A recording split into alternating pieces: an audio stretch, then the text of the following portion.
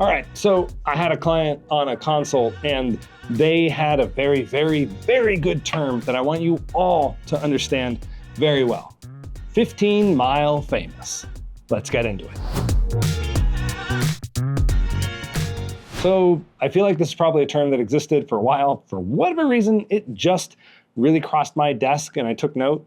So a lot of plumbers end up going out trying to get leads, and they focus so much on leads, they forget about really being famous, which I know that sounds silly, but like small town famous matters a lot when you're a plumber.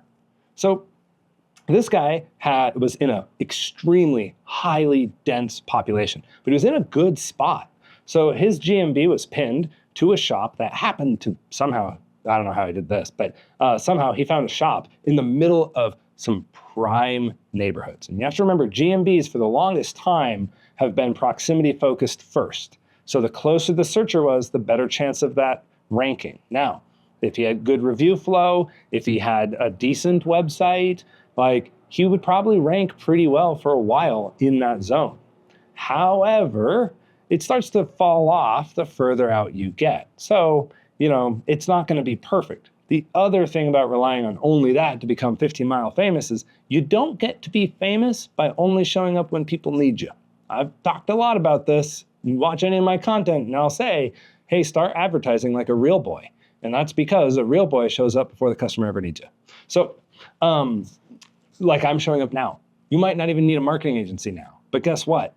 Some of you are going to call me one day and it could be a year down the line. I've got opinions, obviously, on all that. But so I really liked his approach. That term of 15-mile famous meant, all right, I'll do my SEO, but I'm only going to do it down for the 15 miles, which, maybe there's just a couple of neighborhoods in there that he needs to actually really target and hone. Same thing with his Google Ad spends, really narrowed down the geography, right? So that means that he isn't like running way out 45 minutes in order to get a job and try and stack those and dispatch those. It's a nightmare, right? Especially for new guys who are smaller. So now the next step is your Facebook ads and your Google display ads and your TikTok ads and any sort of brand awareness that you do in the market now has a zone. And I've talked a lot about controlling your territory so you can extract the resources and pick up another territory. 15-mile famous is the perfect way to actually start that territory. So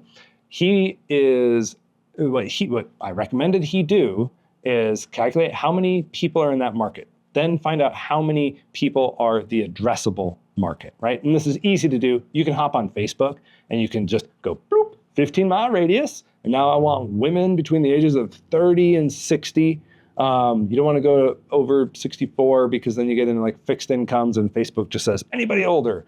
But so 30 and 60, interest in home and garden, and those immediately are going to like yank your population down by about 30% of what the total population would be in that area. That's typically what we find. Now you saturate that market so heavy that people are seeing you every day. And if it's 15 miles, it might cost you $2,000 a month, $3,000 a month, $6,000 a month. Depends on how many people are in there. If it costs more, just shrink your bubble and then expand it out as you get more revenue in the door. But that's how you build 15-mile famous. So now imagine you did that. Your search ads, your display ads, your retargeting, your website, your GMB, and your Facebook ads are all like just coordinated to one zone. Think about what that does to a user. They're also seeing your bands within that 15-mile radius, right?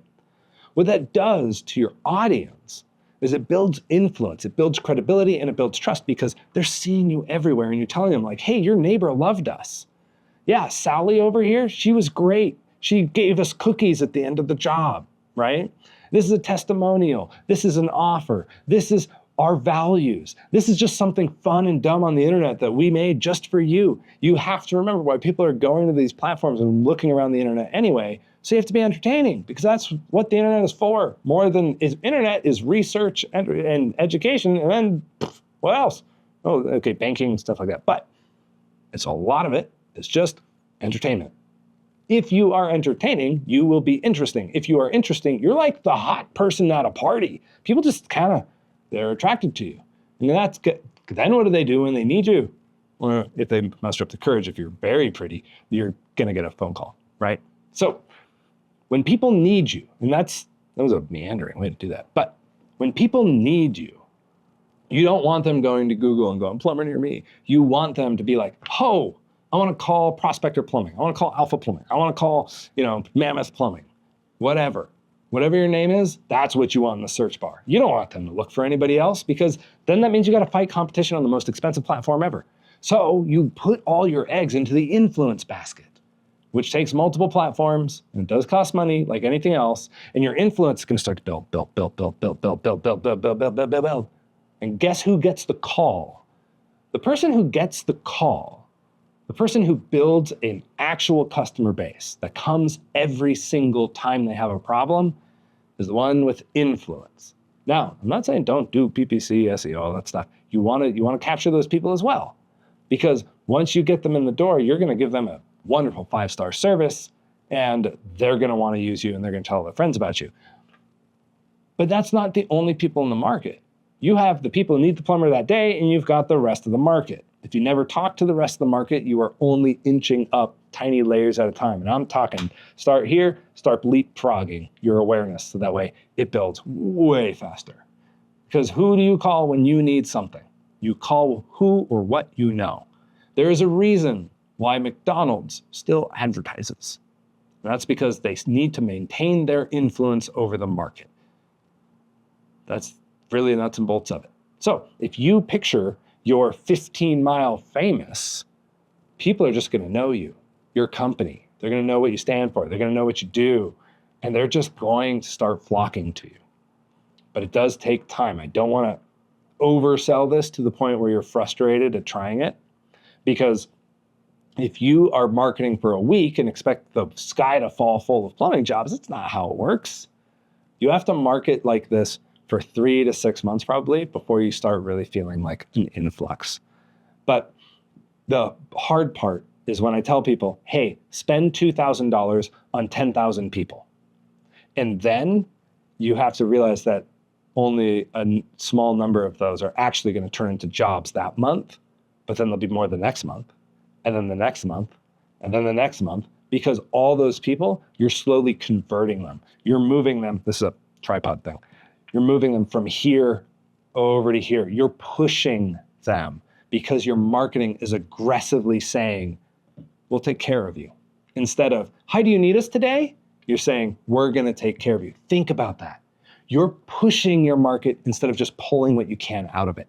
Huge difference in the psychology that you have to build for the user, and huge difference in the loyalty you get out of it.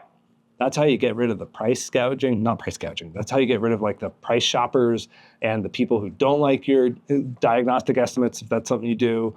And you get people who go like, can you guys fix this? I really like what you guys do on the internet. I would love it if you guys could do it. And I'm going to be perfectly frank with you. That's exactly the reason why I am talking to you right now.